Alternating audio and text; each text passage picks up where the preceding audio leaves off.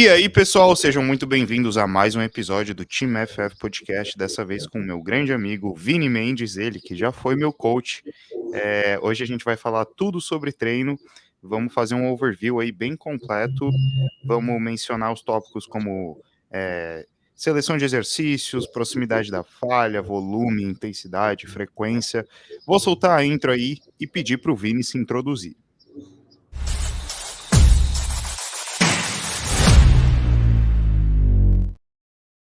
É isso aí, Vini. Explica aí pra gente quem é você, de onde surgiu, quem é coach, atleta, quem é? Tudo. Fala galera, beleza?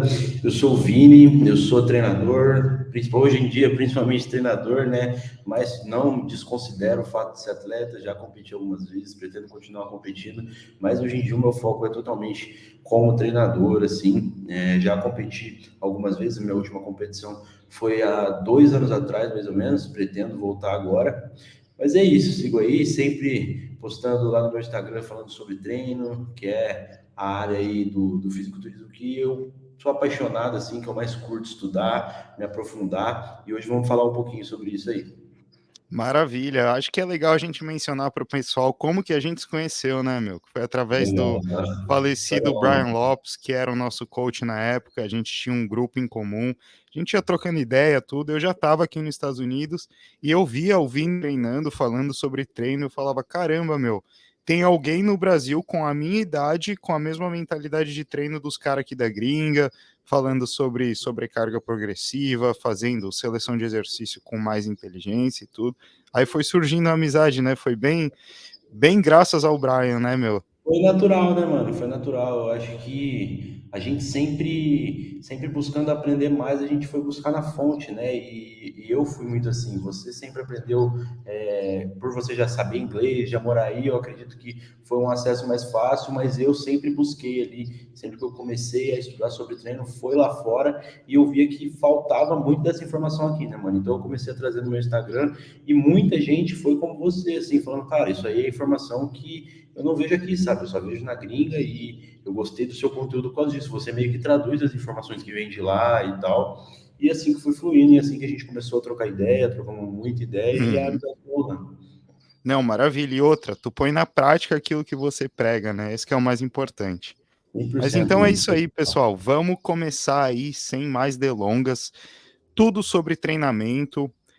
Eu separei aqui por tópicos. O primeiro que eu selecionei é, obviamente, como fazer a montagem inicial de um protocolo. Então, suponhamos que você recebeu um novo cliente. Vamos hoje focar mais em atletas para hipertrofia, né? O pessoal que está buscando hipertrofia, não necessariamente atletas competidores, mas o pessoal aí que quer buscar a hipertrofia muscular através do treinamento de musculação. Então, minha pergunta é: como que você faz essa montagem inicial do primeiro protocolo de alguém que entra na sua consultoria? Então, cara, falando sobre hipertrofia, falando sobre mais a área de atletas aí, a gente já começa a entrar num tópico que vai ser a especificidade e a necessidade de cada um, né? Quando a pessoa é atleta, na maioria dos casos já é um pouco mais avançada.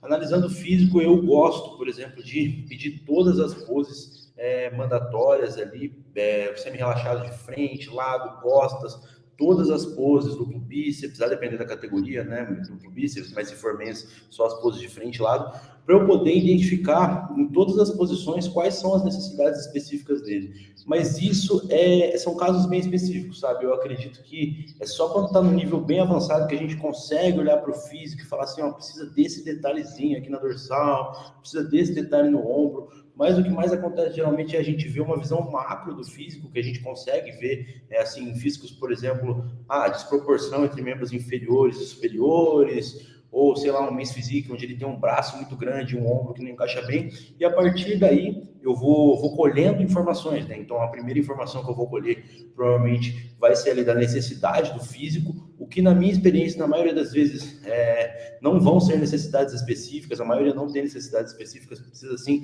crescer como um todo. Inclusive vi o John Dewitt fazendo um post sobre isso, ele postou ali se você precisa treinar braços, né? E ele fala assim que, cara, a não ser, se você precisa colocar, sei lá, 25 quilos no palco, mano, você não precisa treinar as coisas específicas, você precisa crescer como um todo. Então, a grande maioria das pessoas é assim, e isso é a primeira informação que eu vou colher. A segunda informação que eu vou colher é o que ele vinha fazendo previamente, né?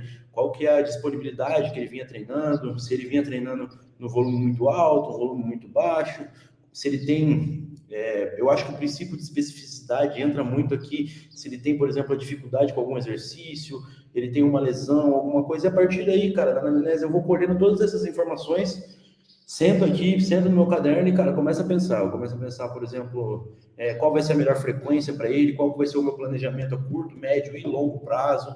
Então, a ideia vai ser elaborar um split de treino, onde vá atender as necessidades, vá atender a disponibilidade que ele vai ter de treino, e a partir daí eu vou selecionando. Eu, particularmente, gosto muito da ideia de começar sempre de baixo em todas as variáveis, mano. Então, volume, questão de seleção de exercícios muito específicas, assim. Eu gosto de sempre começar de baixo, não só em treino, mas como o assunto é treino, a gente vai falar sobre treino, mas principalmente no volume, cara. Então, eu começo ali, porque a gente sabe, por A mais B, a gente provavelmente vai falar um pouco mais de volume lá na frente, que o volume é completamente individual, então vai depender muito da resposta da pessoa a longo prazo, para a gente ter uma noção ali da faixa de volume que ela se dá melhor e consegue progredir.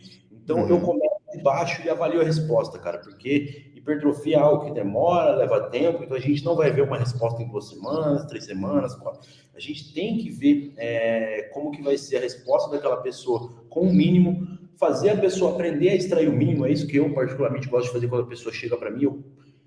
O que eu mais vejo, né? O que a galera mais chega aqui é com bastante volume de treino, fazendo, sei lá, 4, 5 séries por exercício, 5, 6 exercícios, mais de 6 exercícios em treino. Então, eu gosto de dar uma equalizada em tudo isso, mas eu não gosto de ser muito extremo também. Por exemplo, sei lá, o cara vinha fazendo 30 séries por músculo. Eu não gosto de ir lá e colocar, sei lá, 10 séries para ele fazer, sabe? Concordo.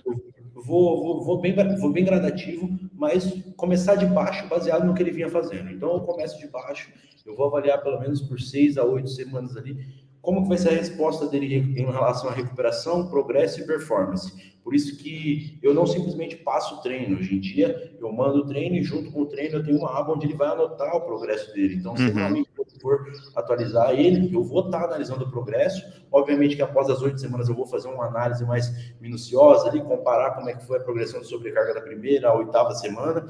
E a partir daí, eu já vou ter uma resposta muito boa principalmente pela minha experiência ali na questão de avaliar o progresso, mas eu já vou ter uma resposta muito boa e saber quais vão ser os próximos direcionamentos. Por exemplo, eu vou Perfeito. olhar ali da semana 1 a 8, cara, se o cara, naquele volume mínimo, ele conseguiu ter um progresso significativo, ele segue progredindo, segue performando, se recuperando muito bem, ele está no sweet spot ali, né? Ele está no local onde ele precisa estar, e agora é questão de tempo, constância para ele ter os resultados que ele precisa. Agora, por exemplo, o cara chega para mim da semana 1 até a semana 8, ele progrediu tipo, de forma extremamente mínima. Mínima, sabe? Mínima, nada significativo. Aí é o ponto onde eu vou começar a me questionar, eu vou começar a ver, o que tem de errado aqui. Ou o cara não está se levando no limite, buscando progredir de verdade, ou aquele volume está demais para a pessoa, sabe? Ou aquele volume está, às vezes, de menos, porque a pessoa não está gerando adaptações suficientes para ela poder progredir a longo prazo. Então, eu vou me questionando e vou encontrando quais vão ser os próximos passos. E a partir daí, cara, o treino vai sendo ajustado via necessidade, né? O treino vai sendo ajustado de acordo com a fase da Sim. dieta, etc. Mas é basicamente isso. Não, maravilha. Eu começo no geral do mínimo, baseado nas especificidades da pessoa, e vou ajustando de acordo com fases da dieta e objetivos com o físico. Não, com certeza, eu concordo 100% com o que você falou. Basicamente, se resume a 2 pontos que você mencionou, então. É a especificidade, né, as necessidades do físico e o objetivo da pessoa. Vamos utilizar mulheres como um exemplo. Muitas mulheres, normalmente, elas querem qual físico, né? Os membros inferiores bem definidos, o glúteo bem arredondado e o superior um pouquinho menor ali, não quer ficar, né, com aquela estrutura masculina. E algumas mulheres preferem treinar superiores. Então você tem que entender o objetivo da pessoa e fazer a montagem de acordo com ele. Não faz sentido o objetivo da mulher ser ficar com o superior um pouquinho mais forte e você só colocar volume de treino de perna. Então, você tem que Exatamente. levar o objetivo da pessoa em consideração e as necessidades do físico, e depois disso você se preocupa com as nuances, né? Como você mencionou, não adianta você fazer uma seleção de exercícios pensando na pessoa, ah, não, ó, você vai fazer o kickback na polia com tal ângulo, tal, tal, tal, fazer assim, a pessoa, porra, polia da academia da pessoa é toda travada. Você tem que levar isso em consideração também, nem todas as academias são repletas de equipamentos decentes para você fazer uma seleção de exercício super complexa. Então, tem que Exatamente. levar em consideração o macro que você mencionou, começar de baixo e aos poucos ir atualizando o protocolo com base no feedback da pessoa, né? Acho que a gente conseguiu fazer um belo overview aí de montagem inicial, você literalmente cobriu tudo que eu poderia pensar. Então, vamos de cara aí para as 3 principais, eu diria, tópicos, né, de seleção de exercícios e montagem de treinamento, que é o volume, a intensidade e a frequência.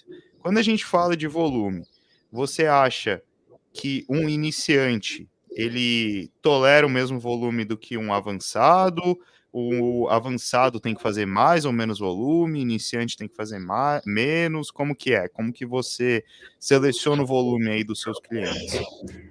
Então, cara, volume é uma discussão que eu acho que é uma das maiores discussões dentro do treinamento e eu acho que vai ser para toda a vida, cara. Eu acho que a gente vai discutir volume aí. Enquanto existir musculação, vai ter discussão sobre volume. Sim. Mas, mano, eu acho que a pergunta que você fez aí em relação ao iniciante e avançado, eu acho sim que a tolerância do volume ela vai mudar de acordo com o grau de treinamento que o indivíduo tem. Então, por exemplo, um indivíduo iniciante, ele não vai ter a capacidade de recrutamento de unidades motoras que um avançado vai ter. Então, se a gente pegar um avançado fazendo uma série de puxada e um iniciante fazendo uma série de puxada, independente de falha, falha a gente vai falar um pouco mais para frente, mas na questão da ativação, o iniciante ele não vai conseguir atingir e ativar o recrutamento de unidades motoras como esse avançado. Simplesmente porque o avançado foi gerando adaptações, eu costumo falar, cara, que o treino é uma habilidade que você desenvolve, sabe? Igual Ah, futebol. sim. Você É começa a jogar prática. futebol, você não começa jogando futebol sabendo driblar bem, sabendo fazer as coisas, você vai aprendendo. E o treino é a mesma coisa. Você vai aprendendo o alinhamento, a questão de ativação muscular, então isso é uma habilidade que você vai desenvolvendo, inclusive a proximidade da falha. Mas enfim, uma série de puxada para um iniciante, uma série de puxada para o avançado, com certeza vai ser totalmente diferente pela questão da ativação. Então, isso já vai mudar a relação de tolerância de volume, porque a necessidade, por exemplo, de recuperação de um cara que tem um recrutamento de unidades motoras maior do que o outro vai ser totalmente diferente, inclusive o estímulo. O iniciante, ele também não vai saber a proximidade da falha. A proximidade da falha, eu falo que é algo que você aprende com o tempo de treino. Tem muita gente que vai Sim. ter 2, 3, 4 anos de treino, que 4 anos de treino eu já considera indivíduo intermediário, que ele ainda não sabe o que é exatamente a falha, entendeu? Então, Cara, até se hoje ele eu não... tenho dificuldade com isso, sendo sincero.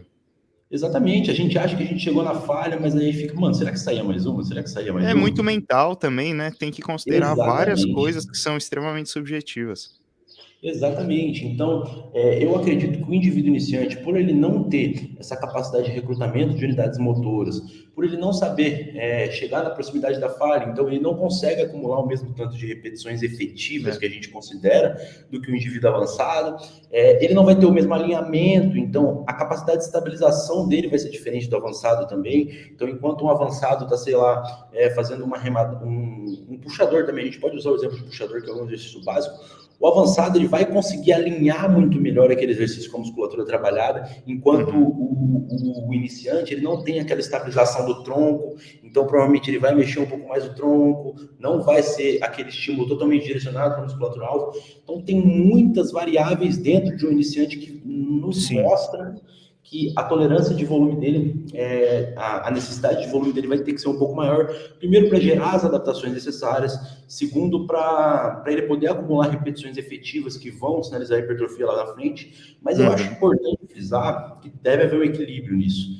Então, por exemplo, eu sim acho que iniciantes eles devem e eles precisam de um pouco mais de volume para gerar adaptações, mas eu acredito que se a gente coloca sempre o iniciante desde o começo nesse volume mais alto e acostuma ele com isso, ele nunca vai aprender a extrair o máximo de cada série, Sim, entende? concordo contigo. E tem Eu falo a muito questão isso. também de que o volume é a curva em um invertido. Então não adianta você colocar o iniciante logo de cara, só porque ele gera menos fadiga por série e ele tem um menor recrutamento de unidades motoras com um volume extremamente alto, sendo que ele poderia se beneficiar de um volume extremamente moderado até baixo, né? Exatamente, até porque, como eu falei, tem que equilibrar, porque além de ele não, você não dá uma oportunidade dele aprender a extrair o máximo de cada série, porque ele vai ter várias oportunidades, então, tipo, ele vai ficar guardando energia para essas séries.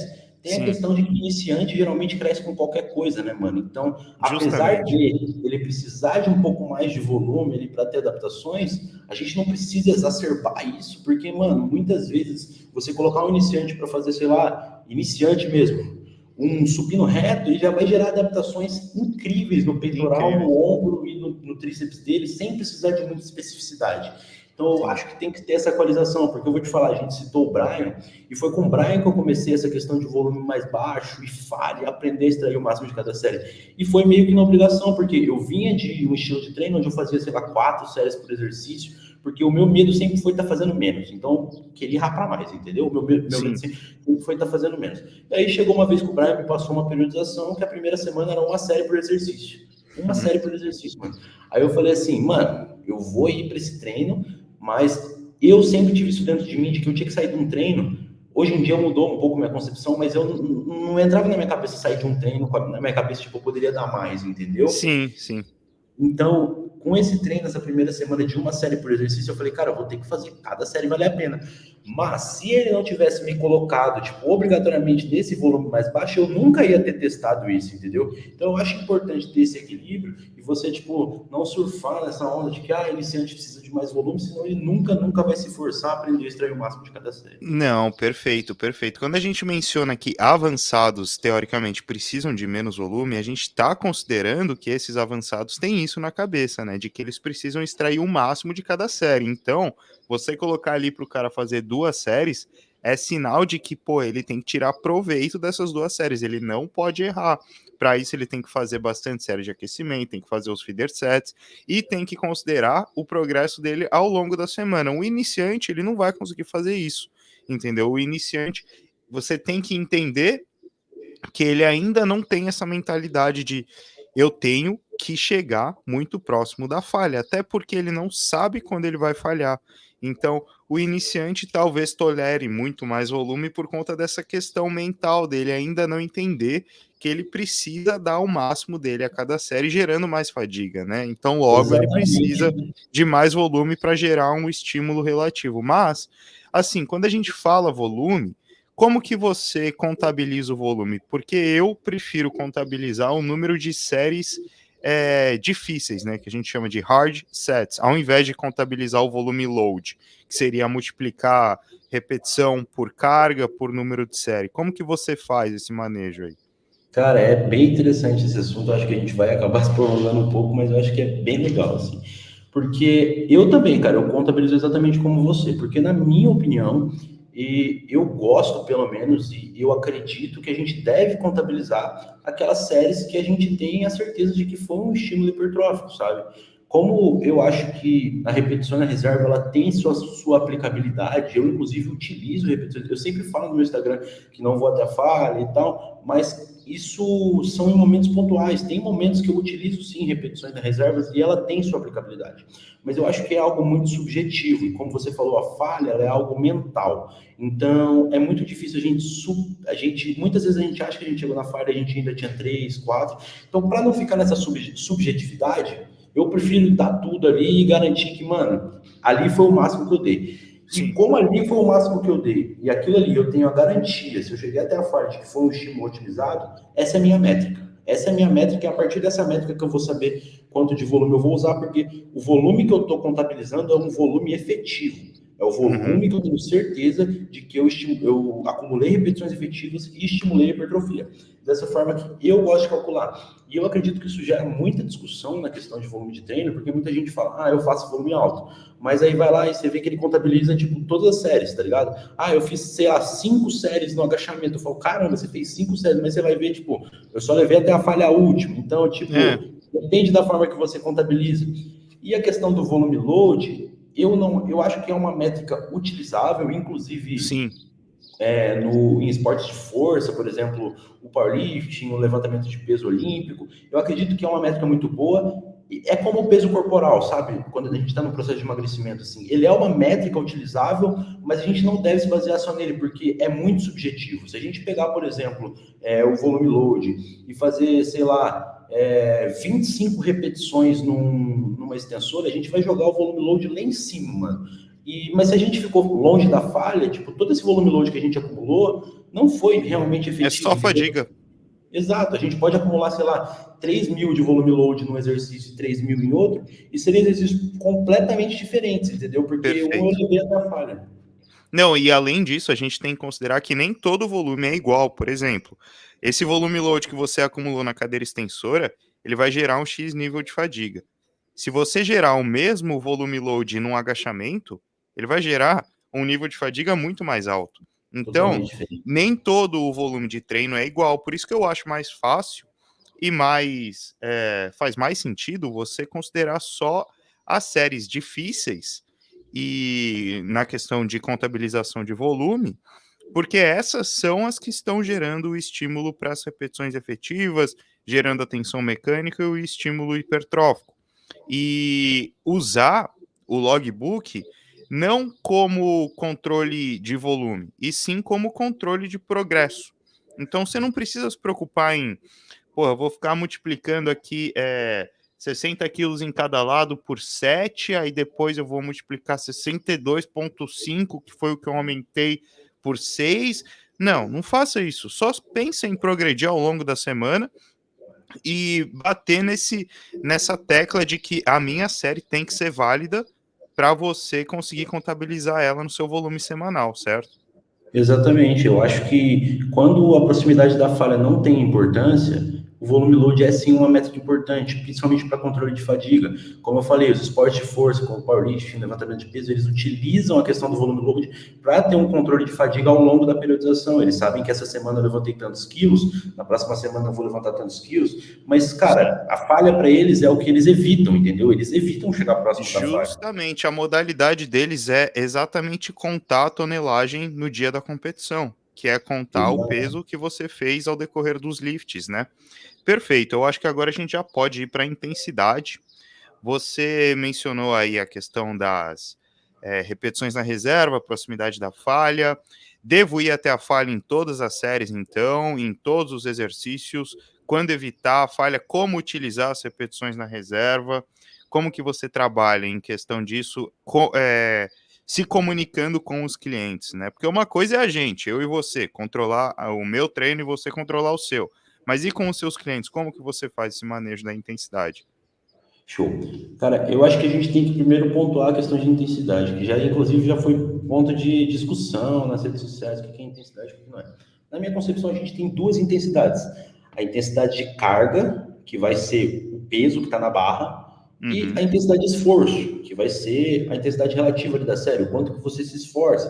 Por exemplo, cara, não tem como você falar que você ir para uma cadeira extensora, fazer, sei lá, uma série de 20 repetições de rest pause, que querendo ou não, você vai usar uma carga relativamente baixa, mas falar que aquilo não foi intenso, não entra na minha cabeça, porque depende muito Perfeito. da intensidade que a gente está relacionando, entendeu? É a magnitude do estímulo, digamos assim. Exato, exatamente. Então, questão de intensidade, cara, eu acho que esse é um dos pontos que eu mais encontro dificuldade, principalmente com clientes. Por quê?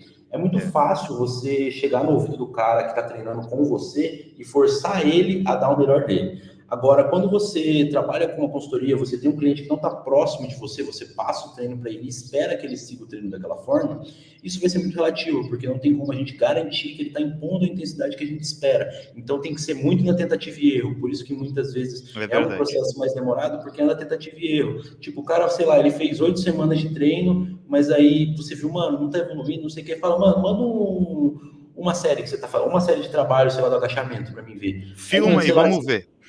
você perdeu, tipo, 8 semanas que você tem que explicar pro cara, mano, você tá chegando longe da falha, a sua intensidade tá muito baixa, então é muita tentativa e erro. Eu gosto muito de utilizar essa questão de pedir vídeos, sabe? Eu sempre peço vídeos, eu falo, cara, eu estou à disposição, esse é meu trabalho, você me manda o quanto de vídeo você quiser, que eu vou sempre analisar, sempre analisar.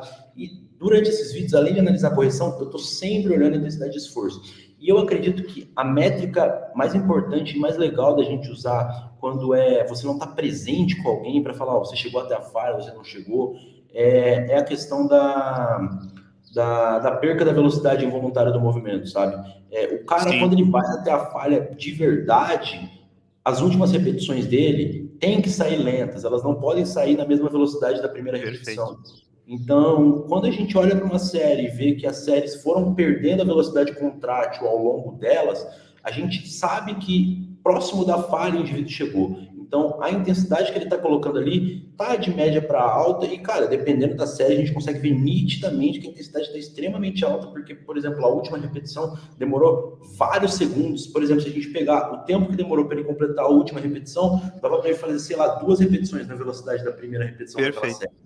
Então a gente vê que é uma curva decrescente na velocidade na velocidade contrátil, que mesmo que a gente tente acelerar, está tendo tantos processos ali dentro em relação à acumulação de íons de cálcio e etc, e várias fibras sendo solicitadas, que não tem como você acelerar aquele movimento.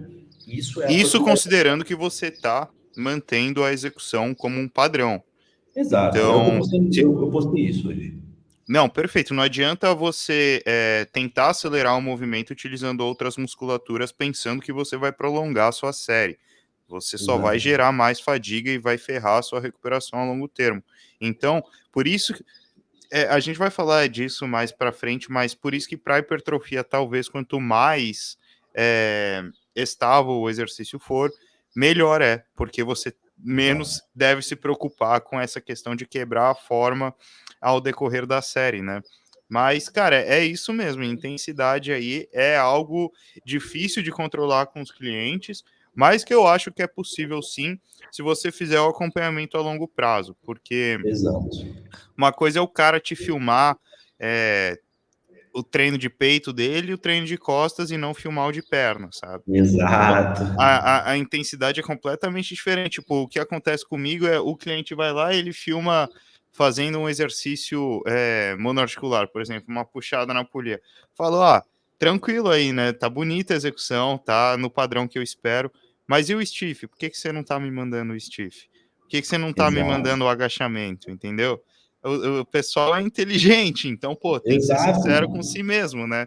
Se tu quer um acompanhamento, me ajude a te acompanhar. Exato, me ajuda a te ajudar, mano. E é como você falou, tipo, você até perguntou ali no início, devo ir até a falha, não devo? Cara, acho que cada vez que tem ficado mais frequente essa discussão, mais está sendo estudado esse tópico. A gente vê Sim. que já estão saindo cada vez mais estudos, comparando cada vez mais a questão de falha, a proximidade da falha, e recentemente saiu um estudo mostrando, comparando repetições da reserva e falha, e mostrando que, mesmo os dois gerando sim estímulo para hipertrofia, que a gente sabe há muito tempo que, sei lá, de 4 repetições da reserva para baixo e a falha vão gerar estímulos semelhantes, entre Uhum. aspas, mas esse estudo ele comparou essa, sei lá, de 4 a uma repetição na reserva com a falha total e mostrou que quanto mais próximo da falha, melhor a resposta à hipertrofia.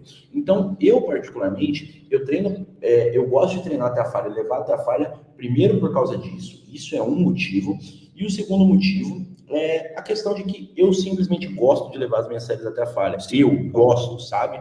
É questão de gosto pessoal. Se o cara me falasse hoje em dia, porque, cara, eu mesmo sendo atleta, mesmo sendo importante para mim treinar, a minha maior paixão é o treino, mano. É o que mais me motiva, sabe? É seu Então, desafio diário, né, cara? Sua exato. superação Mano, se diária. chegasse um cara e falasse para mim assim, repetições na reserva são mais efetivas e vão melhorar o seu físico mais do que chegar até a falha, eu ia continuar treinando até a Eu falha. também. Sabe? Concordo Então, tipo contigo, cara. assim, o primeiro motivo é óbvio, para eu garantir que aquele estímulo está sendo o mais otimizado possível. Para mim não faz sentido eu entrar numa série, gerar um certo nível de fadiga e ter uma resposta subjetiva se foi otimizado ou não foi. Eu prefiro entrar lá, gastar essa energia, mas garantir que ela foi otimizada para hipertrofia. Mas a questão do gostar, sabe? Mas como você falou, você citou os clientes, eu acho importante falar isso. Isso é um gosto pessoal. Eu É um gosto de gosto. treinar assim. Tenho Sim. clientes que não gostam, não se desafiam, eles não vão para academia, principalmente os que não são atletas, sabe? São clientes, cara, que eles querem ir para academia, por quê? Porque eles querem, sei lá, fazer uma atividade física no dia, eles não têm aquele espírito de, mano, eu vou dar tudo aqui, não importa se meu dia acabar depois desse treino, eu vou me matar nessa série de agachamento. Eles não têm Sim. isso. Eles Não tem não esse têm essa drive mental, né? O exato, que essa não é vontade. errado, é somente o objetivo da pessoa que é distinto, entendeu? Exato, não é errado, não é errado. Então, eu tenho clientes onde a longo prazo eu percebo que, mesmo porque de primeiro momento eu busco incentivar e explicar para ele a importância dele se desafiar. Eu busco. Só que se mesmo assim não adianta, eu não sou pai dele e muito menos alguém para mandar ele fazer alguma coisa, sabe, cara? É, Então, para mim, compensa muito mais o cara tá ali dentro da academia, ele fazendo um treino que ele gosta, do que ele fazendo um treino que ele não gosta, que em teoria é mais otimizado, entendeu? Eu acho que a constância perfeito. entre os dois a longo prazo vai levar ele para um lugar melhor. Então, para essa galera que não gosta de chegar até a falha, a gente sabe que é muito, muito, muito importante para a hipertrofia a tensão mecânica. Então, são aquelas últimas repetições ali da série que são as que realmente contam para a hipertrofia. O que acontece é, se por exemplo a gente pegar dois cenários, um cara, ele fez 10 repetições num exercício e ele foi até a falha total e acumulou 5 repetições efetivas. Totalmente subjetivo isso que eu estou falando. E o outro, ele também fez 10 repetições, mas ele deixou repetições na reserva, ele acumulou 2 repetições efetivas. Então, enquanto um acumulou 5 repetições efetivas e o outro 2, esse que acumulou 2, ele vai precisar do dobro de estímulo que eu tive para ter a mesma resposta hipertrófica. Então, você levando isso em consideração, você consegue montar um planejamento que a pessoa vai continuar tendo uma resposta hipertrófica e gostando do treino que ela está tendo. Então, simplesmente, se o Sim, cara gosta de treinar com mais volume, se sente melhor assim, é o que eu falei, cara, eu já falo isso há vários tempos, a gente tem caras com físicos incríveis que não chegam até a falha e treinam com extremos volumes, entendeu? Então, não existe essa de o melhor, é o melhor para você. Então, simplesmente, se o cara prefere treinar com mais volume, quer treinar com mais volume, ele tem que ter a consciência de que, primeiro, ele não vai conseguir chegar até a falha em todas as séries. E se ele quer treinar com repetições na reserva, ele vai precisar de um pouco mais de séries do que o cara é, que não chega que chega até a falha. Por quê? Porque no final das contas, tudo vai culminar na quantidade de repetições efetivas que você acumulou. Entendeu? perfeito, perfeito. O ponto é justamente esse aí, é visar a aderência do cliente a longo prazo. Então, de nada adianta você mirar na intensidade alta, volume baixo, se o cara odeia fazer isso. Ele vai te largar depois de um mês. Ele contratou um mensal ali e já vai sair, porque ele vai falar, porra, eu tô fazendo um negócio que eu não vejo propósito, tipo, vou me usar como exemplo. Eu chego uma hora da minha progressão de carga no hack que eu preciso parar de fazer esse exercício por conta da minha cabeça, porque eu coloco tanta pressão em mim de que eu tenho que fazer algum tipo de progresso de carga ou de repetição nesse exercício, que o dia anterior do meu leg day eu já fico ansioso. Chega no Ansioso. dia do meu leg day, eu falo, porra, ferrou.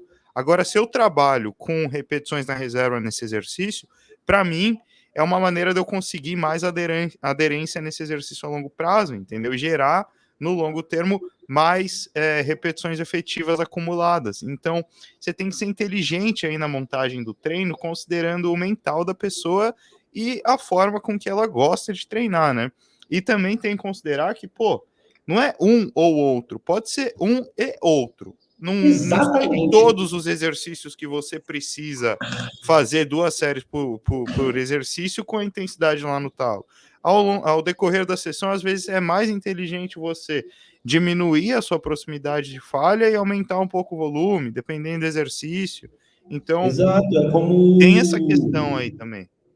perdão interromper, mas é como tem alguns exercícios que a gente vê que é muito difícil chegar até a falha concêntrica muscular, né?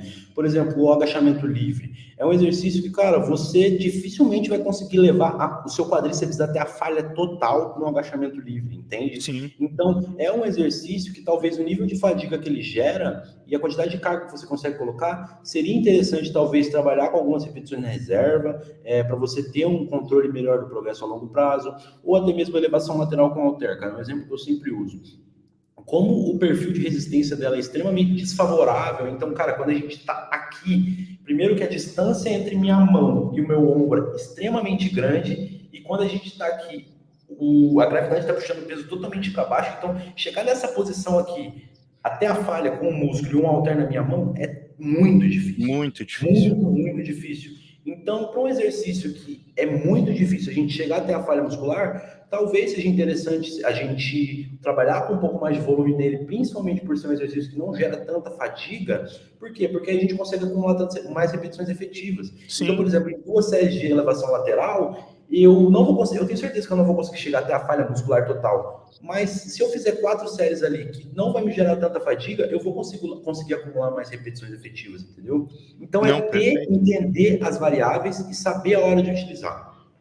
Perfeito. Não, aí acho que a gente, como diria em inglês, nailed esse tópico aí da intensidade, né? Só faltou falar a questão do intervalo de descanso, né? Isso daí a gente não pode esquecer de mencionar.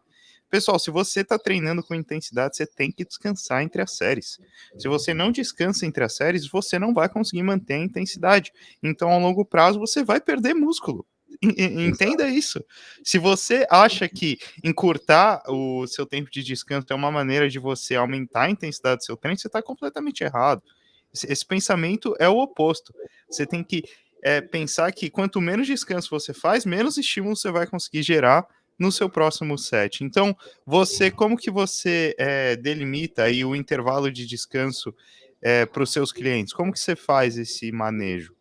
Cara, para grande maioria por quê? Porque tem pessoas que a gente precisa fazer, isso é 1%, tá, mano? Mas algumas especificidades no treino, pelo tempo disponível que ela tem para treinar e etc. Mas isso é o 1%, mas para a grande maioria, eu uso o que a gente tem, que eu falo que é o padrão ouro na literatura, e eu já testei na prática, porque como você falou no início, cara, eu acho muito importante a gente estudar, ler a teoria, entender, mas eu acho muito importante a gente colocar na prática também. Sim. Porque, por mais que a teoria seja muito, muito bonita, muitas vezes na prática ela é totalmente diferente. Então, eu gosto sim de entender a teoria. O que a gente tem na literatura aqui, descansos de 2 minutos para cima, eles garantem que a gente vai ter uma melhor performance na série seguinte, o que é muito interessante, porque a gente sabe também que a série seguinte sempre vai ser menos estimulatória que a série anterior. Então, se a gente já tem que a série seguinte ela vai ser menos estimulatória que a anterior e você descansa menos, você está gastando energia tão à toa, mano, tão à toa, É, que é por isso que é muito importante, entendeu? Então, eu costumo falar para todos os meus clientes, eu descanso dessa forma, no mínimo 2 minutos entre as séries, e eu costumo falar, cara, você descansar menos pode afetar muito o seu treino negativamente, mas você descansar para mais dificilmente vai afetar o é, seu treino. Mano, justamente. erra para mais, tipo, mano, eu juro, levantamento terra é um exercício que eu tenho facilidade, entre aspas, de progredir, mas eu sempre fui muito forte. Sempre fui muito forte no levantamento terra. Só que é um exercício, mano, que eu tenho a mesma coisa que você tem com o hack. Tipo, eu tenho um apego emocional nele, que, irmão, mais de meia hora para fazer uma série, mano. Porque eu É, vou, eu aqueço, eu fico sentado um tempo, entendeu? E depois que eu faço aquela série, mano, eu gastei tanta energia naquele exercício, tanta, que eu descanso de 5 a 10 minutos para ir para o próximo exercício. perfeito. E isso, mano, difícil, não vai me trazer nenhum impacto negativo. Agora, se eu fizesse minha série de levantamento de terra nessa intensidade que eu falei e descansasse, sei lá, 2 minutos e fosse para outro exercício, com certeza o meu treino todo seria impactado. A fadiga que eu ia gerar, principalmente a nível do sistema nervoso central, ia ser absurda. Então, cara, a minha dica é 2 minutos para cima, descansa, na dúvida, descansa mais. Isso nunca vai te impactar de forma negativa. Perfeito, isso daí até para exercícios unilaterais. Não quer dizer que é regra. É óbvio que você fazer uma elevação lateral na polia unilateralmente, você consegue ir de um braço para o outro direto. Agora, um búlgaro, se você consegue ir de uma perna para outra, meu amigo, você está treinando fofo, me desculpe, porque o Exatamente, negócio ali mano. cansa. Então, ó, é 2 minutos para cima, sem ter essa ansiedade de querer terminar o treino rápido. Se você tem isso como preocupação, já coloca na anamnese que o seu treino tem que durar 1 hora. Porque daí a gente, quando for fazer a montagem, vai levar isso em consideração. Aí a gente pode estruturar coisas como muscle rounds, como hash pause, para que você consiga prolongar uma série e diminuir o tempo do seu treino. Porque eu, quando monto o treino, eu considero que o descanso vai ser levado em consideração. Tanto é que tem uma aba na minha planilha escrito: tempo de descanso em cada série. Quero no mínimo 2 minutos, quero no mínimo 3. Aí, quando é agachamento no hack ou o stiff, eu coloco lá: 4 minutos no mínimo ou livre. Quando precisar. Porque você tem que considerar isso daí que tu falou, o estresse, o apego emocional ao lift, né? Porra, Se leva muito tempo para eu preparar minha cabeça para entrar numa série, qual é o problema, entendeu? Deixa eu levar o meu tempo, pô. Eu tenho que estar preparado, entendeu? Se eu tenho que ficar mentalizando o set antes de fazer ele, não vai ser o que você colocou ali na planilha o meu limite de descanso. Eu vou descansar mais, se isso vai melhorar minha performance, eu vou descansar mais. Aí acho que agora, para a gente fechar esse tema aí, vamos falar um pouco de frequência. Eu quero entender o que você pensa sobre a distribuição dos treinos ao longo da semana, levando em consideração o volume total. Então, tipo, você acha que é mais interessante, sei lá, o cara tem 10 séries de peito no decorrer da semana, dividir isso 2 vezes na semana ou fazer tudo numa sessão? Como que você considera a frequência aí? Cara, eu sou um cara muito fã da frequência de treinamento, cara. Eu gosto muito da frequência como estratégia e eu acho que é uma discussão que a gente tem que, obviamente, levar em consideração a especificidade. Vai depender muito a questão de, você acha melhor colocar 10 séries num treino ou dois? Vai depender muito das prioridades do físico, da disponibilidade de treino, mas no geral, eu vou falar no geral, eu sou muito adepto a uma frequência mais alta, cara. A gente, inclusive, recentemente, eu vi que estava rolando uma conversa de um estudo que saiu mostrando, e já tem estudos antigos mostrando isso, que independente da frequência, se o volume total estiver equalizado no final da semana, a resposta hipertrófica vai ser a mesma. E, cara, isso entra mais uma vez naquilo que eu te falei. É muito importante a teoria é muito, muito importante, mas a prática é algo a se levar muito em A consideração. prática reina, cara. Cara, eu vou te falar uma coisa. Pode vir 339 estudos mostrando para mim que o que importa é o volume equalizado no final da semana, que eu nunca vai entrar na minha cabeça que se eu tenho 10 séries, eu fazer 10 séries num treino, ou fazer 5 em um, descansar 3 dias e fazer 5 em outro, não vai otimizar a minha resposta. Igual Justamente. a gente entra mais uma vez naquele tópico que a gente conversou aqui. Cara, a série seguinte que você faz sempre vai ser menos estimulatória que a série anterior. Então, se você tem 10 séries num treino para uma única musculatura, quando você chegar na nona, na 10ª série, cara, ela já vai. O nível de fadiga que você acumulou e o quão pouco aquela série está estimulando a hipertrofia, acaba sendo o tal do junk volume que a gente fala. Então, a gente está gastando, a gente está gerando fadiga, mas o estímulo não está sendo otimizado. Agora, se você pega e faz 5 séries num treino, pronto, fez 5 séries no treino, obviamente a quinta série vai ser a menos estimulatória, mas ela foi estimulatória no geral, falando de forma equalizada, descansa, vai para sua casa, come, tem 3 noites de sono, volta recuperado e faz mais 5 séries, levando em consideração que a primeira série vai ser a mais estimulatória, a última vai ser a menos. Então a gente tem 2 situações onde a gente tem 10 séries no final da semana, mas um cenário completamente diferente, onde em um a gente vai ter um descanso entre a metade das séries e o outro a gente vai fazer 10 séries de forma seguida. Então, cara, pode vir o tanto de estudo que quiser me falar que o que importa é o volume estar equalizado no final da semana, que não entra na minha cabeça, cara. Não entra de você Não, falar que... É só você extrapolar essa questão e pensar da seguinte maneira. Coloca todos os exercícios compostos da sua semana em um treino só, com o resto do volume equalizado ao decorrer da semana. E acompanha o seu progresso de sobrecarga progressiva ao longo da semana. Você vai ver que o único treino que tu não vai progredir é esse que tá com todos os compostos da sessão, porque entra naquela questão novamente de que nem todo volume é igual, entendeu? Não adianta Exatamente. você ter uma frequência extremamente baixa com um volume equalizado, se a seleção de exercícios para aquela sessão não faz nenhum sentido. Então, eu concordo contigo. Eu acho que uma frequência mais alta ela é mais interessante, sim, porque você consegue uma intensidade maior ao decorrer do treino. Você consegue manter essa intensidade. Se você joga tudo para todo o volume para uma sessão só, você vai conseguir gerar um estímulo X no começo da sessão e esse X ele vai decair exponencialmente ao decorrer, porque digamos que você coloca os exercícios mais difíceis da sessão no começo e você tem 4 séries nesse exercício, que é o total da sua semana, porra, já era o resto do treino, entendeu? Digamos que esse exercício seja um hack, novamente utilizando o hack como exemplo. Se tu faz 4 séries pesadas de um hack no começo do seu treino, dificilmente você vai conseguir gerar um estímulo para o resto, porque tem a questão da fadiga do seu corpo inteiro, a periférica, né? Não somente ali a, fadiga localizada no músculo. Então, você tem que levar em consideração nisso quando você for fazer a distribuição da frequência do seu treino. Para mim, 5 treinos na semana é o ideal. Para mim, aí é Exatamente. o... Ou de 4 a 5, eu acho que menos de 4, muito difícil. Mais do que 4, aí você consegue uma distribuição É o sweet de spot ali, né? volume. É sweet spot, justamente. Eu acho que 6, se tiver treinos assim mais tranquilos ao longo da semana, tranquilos eu digo assim, sei lá, você tem um dia de deltoide, um dia de braço, dá para Então, fazer?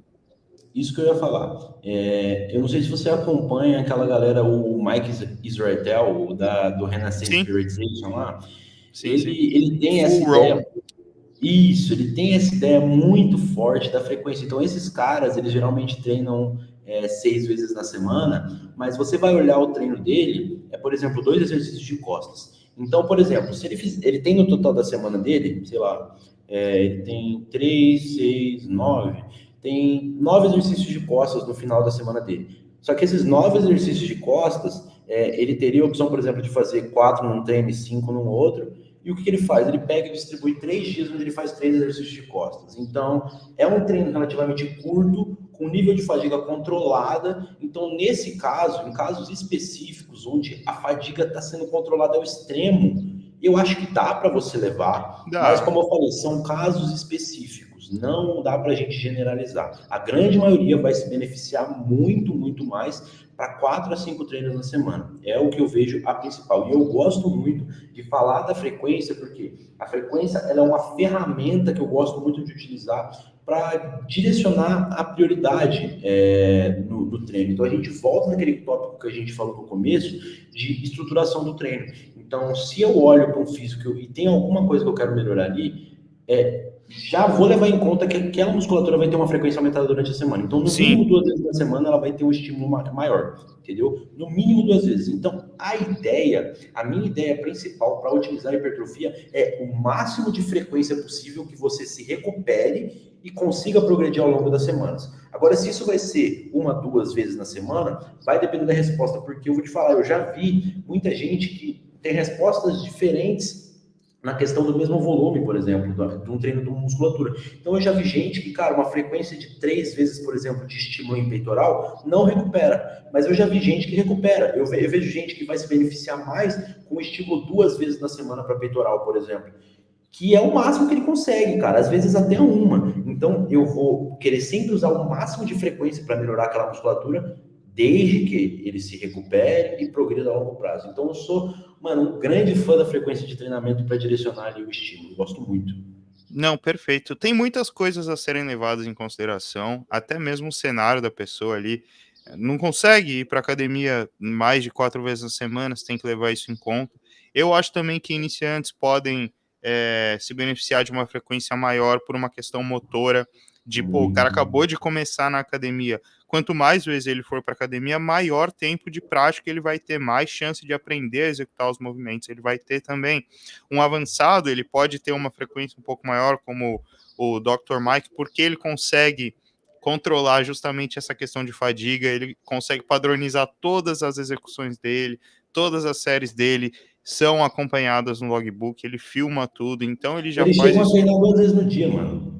Justamente, meu, o cara vive na academia, essa é a vida dele, entendeu? 99,999% das pessoas não tem esse estilo de vida. Então, você tem que considerar tudo isso daí quando você for fazer a montagem do seu treino.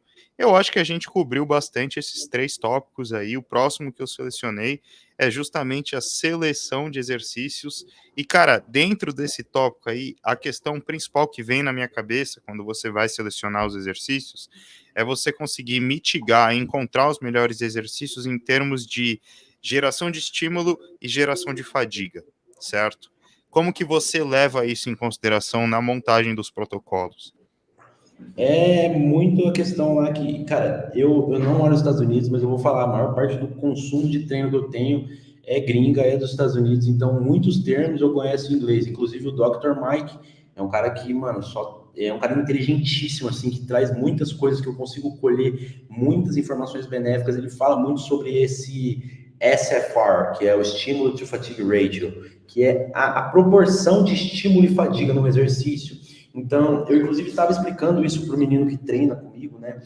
A questão de, por exemplo, cara, se a gente olhar para um agachamento e para um leg press, são dois movimentos que são muito parecidos. Se a gente for olhar a fase final dos dois, a fase de início dos dois, eles são muito semelhantes, eles vão ativar basicamente as mesmas musculaturas. Só que por que, por exemplo, é importante a gente usar os dois num treino ao invés de um ou outro?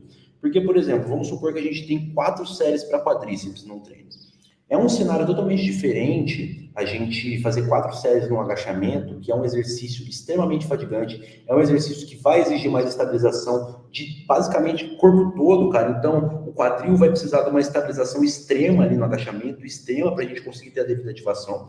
Então, é um exercício que demanda muita fadiga. Já o leg press, ele é um exercício que ele vai ter uma estabilização externa maior. Então, o seu quadril está estabilizado pelo banco. Então, quanto maior a estabilização, menor a nossa percepção de esforço. Então, menor é a fadiga acumulada ali no exercício. Então, a gente ter 4 séries divididas em agachamento e leg press, que no final das contas vão trazer um estímulo muito bom para o quadríceps, é diferente da gente ter 4 séries no agachamento e 4 séries no leg press. Então, Perfeito. onde a gente entra aí? A questão do estímulo e fadiga. Então, nos dois cenários, eu fiz 4 séries para quadríceps e glúteos, os glúteos vão trabalhar muito ali, só que numa relação de fadiga e estímulo totalmente diferente, entendeu? Onde eu tenho certeza que dessas 4 séries eu tirei muito mais proveito, otimizando a seleção de exercícios e dividindo em 2, em um exercício que gera um pouco mais de fadiga e o outro que gera menos, do que se eu tivesse feito tudo num exercício só. Mesma coisa, por exemplo, de se a gente vai trabalhar posteriores de coxa. Cara, o stiff vai trabalhar muito seu posterior de coxa. Uma mesa flexora vai trabalhar muito seu posterior de coxa. Mas, cara, experimenta você fazer 4 séries de stiff e 4 séries de flexora, ou fazer 2 séries de stiff e 2 de flexora. Nos dois cenários, a gente vai ter 4 séries totais de estímulo para o posterior de coxa, mas numa relação, numa proporção de estímulo e fadiga muito mais otimizada. O que não vai ajudar só na sua recuperação a longo prazo, então, para o próximo treino, vai ajudar também muito ao longo do treino. Então, por exemplo, cara, se eu faço 4 séries de stiff, acabou o treino para mim. Acabou. Eu não consigo fazer mais nada. Agora, se eu faço 2 de stiff e jogo um pouco mais de volume ali para a mesa flexora, que tem esse estímulo e fadiga, essa proporção de estímulo e fadiga um pouco mais desproporcional, onde ela vai ter muito estímulo e pouca fadiga, eu consigo equalizar tudo isso. Então, eu acho que a seleção de exercícios tem que ser levada em consideração, principalmente nesse quesito, mano. No controle de estímulo e fadiga. A ideia tem que ser essa, você quer maximizar o estímulo e minimizar a fadiga, porque você quer trabalhar a musculatura cujo o intuito do exercício tá disposto a ser trabalhado, né? Então, tipo, você ter um alto estímulo e uma baixa fadiga nesse exercício é sinal de que você consegue exercer o máximo de força com a musculatura de tal exercício. Então, tipo, uma cadeira extensora é um exemplo de um exercício com esse ratio, né, de estímulo-fadiga bem interessante, porque você consegue se travar na máquina, é um exercício de uma única junta se movimentando, que é o seu joelho, de fácil execução e com baixíssimo atrito, você não vai ter problema ali em executar quase nenhuma repetição, e você gera pouca fadiga, isso daí vai afetar menos a sua recuperação do que você, sei lá, fazer um rack pull, por exemplo, que você entuxa de peso ali e, porra, você vai lá e faz o negócio, ele vai gerar uma fadiga muito alta e um estímulo muito baixo, entendeu? Então você tem que procurar os exercícios que têm essa relação de estímulo e fadiga mais interessantes. Exato. Eu acho que o hack pull é o exercício que mais especifica esse estímulo e fadiga, mano. Porque o hack pull ele vai ser um exercício que, cara, vai ter pouca amplitude, tanto para articulação do quadril quanto para articulação do tronco, pouquíssima amplitude, então ele não vai trabalhar na máxima amplitude nem o glúteo, os posteriores, muito menos a lombar. E você taca peso, então, mano, sobrecarga, cara, tem, sei lá, 200 quilos na sua mão, aquilo é fadigante. Seu abdômen vai pedir estabilização gera fadiga. Então, você está gerando uma fadiga em todos os sentidos no exercício, mas o grau de estímulo não está sendo equalizado, não está sendo otimizado em nenhuma musculatura. Então, cara, você tem que pensar nisso na hora de montar. Mas, mano, eu acho muito importante a gente falar também na questão que deve ter um equilíbrio, como em tudo no treinamento. Porque se a gente fosse pensar dessa forma, a gente só fazia exercício isolado, sabe? Se fosse pensar dessa forma, estímulo e fadiga, cara, eu ia, sei lá, treinar peito e ombro, eu ia fazer só voador, porque fadiga pouco, estimula muito meu peito, a fazer só elevação lateral e só extensão de tríceps. Acabou, isso aí. Só que a gente tem que levar em consideração que, como eu falei, o treinamento ele é uma habilidade.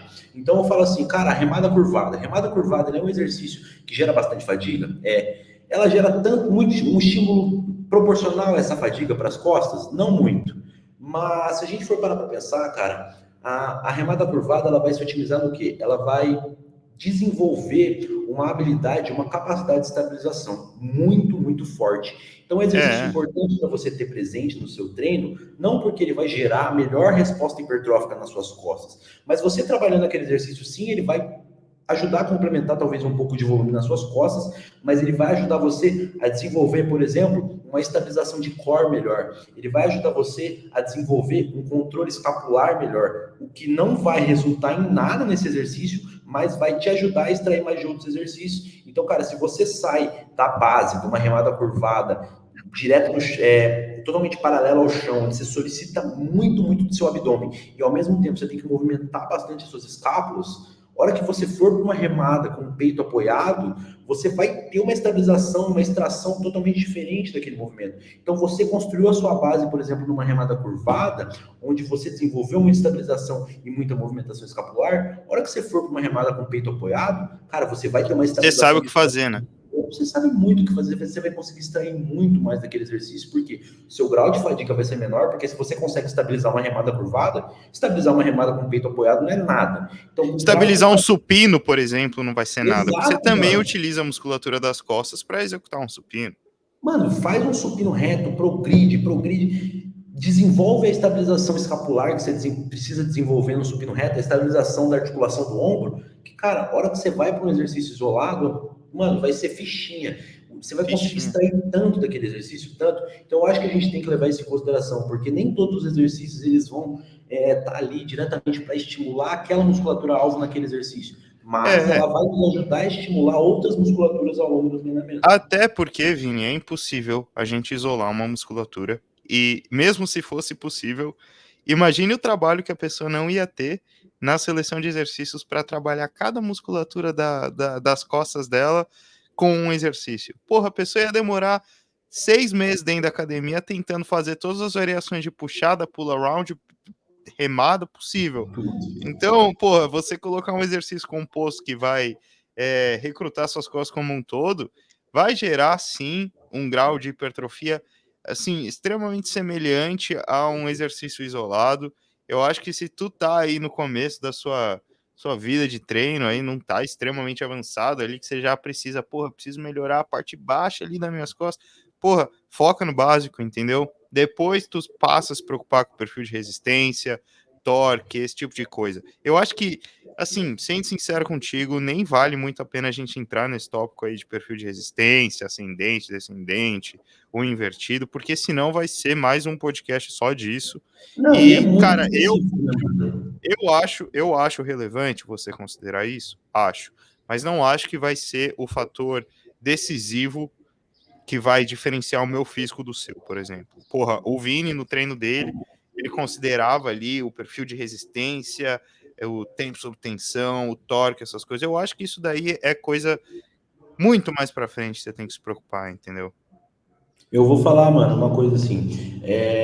Eu acho que quanto mais avançado você vai ficando, mais específico você precisa ser. Mais especificidade você vai necessitar. Igual a gente estava falando de construir a base, que eu acho muito importante ali da remada curvada, o supino. Eu falo isso sem dúvida alguma na minha cabeça. Se a gente pegar um iniciante e ele fazer só remada curvada e barra fixa, eu garanto para você que ele vai trabalhar todas as costas dele e vai conseguir um desenvolvimento geral de todas as musculaturas que tem ali. Porque, mano, você trabalhando uma remada curvada ali, principalmente para o iniciante, que ele não vai tacar tanto peso e, tipo, jogar totalmente para eretores. Ele vai ter uma contração maior ali, porque ele vai usar um pouco menos de peso na remada curvada. Quanto menos peso você usa numa remada curvada, melhor você consegue a contração das costas. Chega a um ponto que depois de carga que você usa ali, que fica muito difícil não jogar muito predadores, mas isso é um assunto mais pra frente. Mas para o iniciante, só com a remada curvada ele já vai ter um estímulo excelente da parte alta e eretores, que já é uma boa parte das costas ali.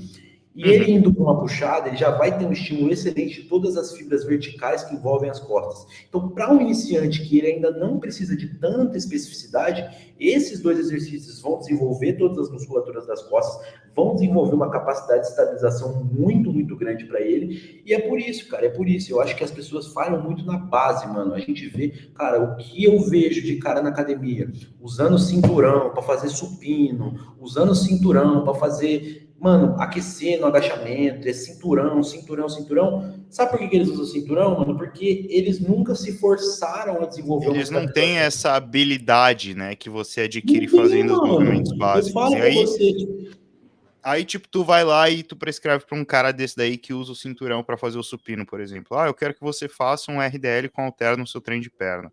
Ele não vai conseguir gerar o estímulo pro posterior de coxa e glúteo dele, porque o que vai quebrar é a lombar, entendeu? Então, porra, você ter essa base aí montada com os exercícios livres, eles vão te dar eles vão te dar essa capacidade de você ter mais habilidade em todos os exercícios do seu treino, entendeu? Exatamente, mano. Você não pode excluir um movimento complexo, né, um movimento composto, com medo de gerar fadiga e pouco estímulo. Você tem que considerá-lo, sim. Exato, mano. É a coisa assim, por exemplo, cara, me pergunta, muita gente me pergunta na questão do terra, assim, cara, por que que você não usa cinto? Cara, porque eu simplesmente nunca usei. Não Porque preciso. eu não vejo a necessidade, porque eu nunca usei. Desde sempre, a minha progressão de carga no levantamento de terra levou em consideração a progressão da minha capacidade de estabilização. Então, por mais que eu conseguisse levantar mais carga no levantamento de terra com o cinto, eu prefiro manter sem cinto, trabalhar bem a região do meu core e estabilizadora, porque eu sei que isso está me ajudando na hora que eu for fazer um agachamento. Isso está me ajudando na hora que eu for fazer um Sim. supino, um desenvolvimento, que a barra está descendo totalmente aqui, eu preciso dessa estabilização. E talvez, Vini, você colocar o cinto com a justificativa de, eu vou conseguir pegar mais carga, possa te lesionar. Mano, Justamente isso porque é, eu vejo isso acontecendo demais, cara. Demais, nossa, demais. muito, muito. Cara, eu vejo muitos alunos que chegam para mim assim, e eu, mano, assim, eu acho que a gente com consultoria, a gente vai vendo as necessidades e vai cada vez adaptando o nosso plano. Então, por exemplo, a gente vai vendo que um certo público está tendo uma necessidade parecida, a gente vai querer melhorar o nosso trabalho para já atender essa necessidade Sim. e eles não sentirem isso. Então, eu já coloco ali nas orientações do meu treino quais acessórios eles devem usar. Aí me vem o cara, ele posta no Instagram e me marca, ele agachando de cinto, de faixa de joelho. Eu falei, mano, que é isso? Tipo, sua perna não Virou corresponde ao powerlifter, tanto amigão? de.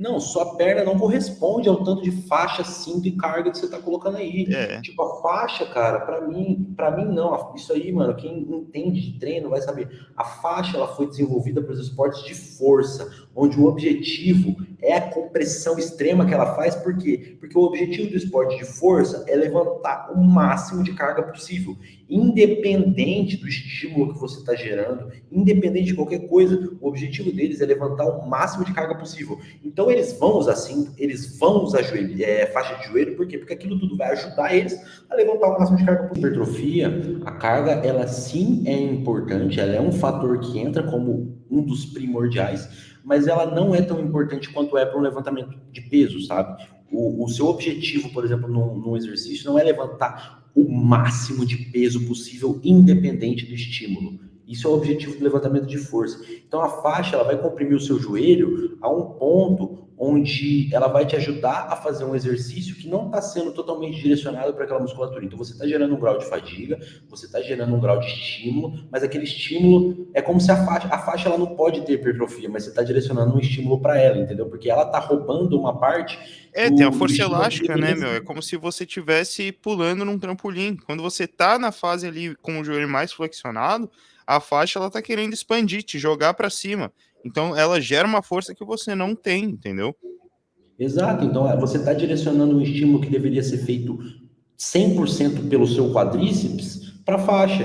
Então, o grau de fadiga que você está gerando com aquela faixa, por você aguentar colocar mais peso, não vai ser proporcional ao estímulo que você está recebendo. É. Então, vale muito mais a pena você reduzir um pouco mais a carga, mas garantir que toda aquela sobrecarga e fadiga que você está gerando está sendo direcionada para um estímulo hipertrófico na musculatura-alvo, do que você querer colocar a faixa para levantar mais carga, porque carga é importante, porque o meu influenciador preferido falou que Eu só hipertrofia é vejo carga. uma utilidade para faixa no treinamento para hipertrofia. É você demorar 10 minutos para aprender a faixa e ter um tempo de descanso mais longo. É uma desculpa, né? É uma desculpa o cara ficar ali meia hora tentando prender a faixa e tá descansando, tá ali diminuindo o nível de fadiga dele. Agora, a joelheira eu acho legal, eu acho um equipamento interessante para você ter Não, aí com no seu treino. certeza. Eu acho que a faixa, ela é dispensável totalmente quando você faz hipertrofia. Ela é utilizável somente quando o movimento, para você utilizar numa articulação que não vai ter movimento no exercício. Ela não precisa se movimentar. Por exemplo, a faixa de punho. Ela é muito útil. Por quê? Porque o seu punho, ele não precisa fazer nada. Você não está querendo hipertrofiar ele. Você quer que ele fique parado. Entendeu? Então faz sentido você passar uma faixa para comprimir e ele ficar totalmente parado. Por quê? Porque ele não vai ter essa movimentação. Aí, ok. Agora, em musculaturas como o cotovelo, o joelho, que precisam ter movimentação articular para ativar a musculatura alvo, eu não acho válido. Eu sou muito mais fã do que você falou ali, das joelheiras, das cotoveleiras de compressão, que elas vão ajudar o necessário, entendeu? O necessário, elas vão te dar a estabilização e a segurança, elas não vão te dar a força. Assim, pode te dar uma percepção de esforço menor que vai aumentar a sua capacidade de produção de força, mas ela em si não vai ter essa força elástica, ela só vai estar ali comprimindo o seu joelho, comprimindo o seu cotovelo, mantendo a articulação no lugar, aumentando a sua segurança no exercício, né? Bom, Exato. eu acho que cobrimos bastante aí de seleção de exercícios. O próximo tópico que eu selecionei aqui foi a ordem dos exercícios. O quão importante, o quão relevante é a ordem que você coloca os exercícios na sua sessão. Você, dentro disso, você acha interessante pré-fadigar uma musculatura com exercício isolador antes de ir para o composto? Como que você trabalha aí com a ordem dos exercícios? Eu acho um assunto muito importante, inclusive um assunto que eu falei nos meus stories agora há pouco, agora à tarde eu postei, e a gente volta mais uma vez naquele tópico que eu falei anteriormente, que é a série seguinte que você faz sempre vai ser menos estimulatória que a anterior. Então, cara, o melhor estímulo que você vai ter no seu treino vai ser na primeira série do primeiro exercício. Isso é fato. É o melhor estímulo que você vai ter. A primeira série do primeiro exercício. É ali que você não está com nenhum grau de fadiga gerado. É ali que você está com o seu pico de energia. Então, na minha opinião, a ordem de exercícios entra muito aí. Por quê? Porque é uma estratégia para você otimizar o estímulo, você colocar, por exemplo, no início do treino, onde ali vai ser o melhor estímulo que você, a melhor oportunidade de estímulo que você pode ter, é você posicionar um exercício que vai trabalhar de forma específica a musculatura alvo. Então, por exemplo, eu gosto muito de usar o exemplo das costas, sabe, cara? Então, eu acho que o latíssimo, ele é uma parte das costas que ela dificilmente vai ser demais para alguém, e ela é uma deficiência muito grande na maior parte das pessoas quando se fala de costas. É o latíssimo, entendeu? Sim. Então, o que eu gosto, cara? Se a gente pegar e comparar, eu colocar um estímulo isolado para o latíssimo no final do treino e no início do treino, o estímulo vai ser totalmente diferente, a minha capacidade de contração, percepção de esforço vai ser totalmente diferente. Então, se eu busco melhorar o latíssimo, se eu busco trabalhar de forma mais otimizada o latíssimo, eu vou sempre priorizar ele no início do treino, porque ali é o ponto onde meu estímulo para hipertrofia está mais otimizado, é ali que eu vou ter o melhor estímulo. Então, a ordem dos exercícios vai importar muito, sim. Já teve gente que falou para mim, já vi estudos falando que a ordem dos exercícios não vai impactar muito, mas vai impactar sim, principalmente nesse ponto, no ponto da fadiga, que eu acho muito importante, porque o início do treino é o momento que você tem mais pico de energia, onde você consegue direcionar mais estímulo, então colocar a sua prioridade no início é muito importante. E a gente não vai entrar a fundo no perfil de resistência, como a gente falou, mas a seleção de exercícios em questão de perfil de resistência é muito interessante, porque se a gente parar para pensar, o músculo, a parte mais difícil para o seu músculo, na maioria das vezes, é o final da contração. É muito difícil para você contrair o seu músculo com ele fadigado, entendeu?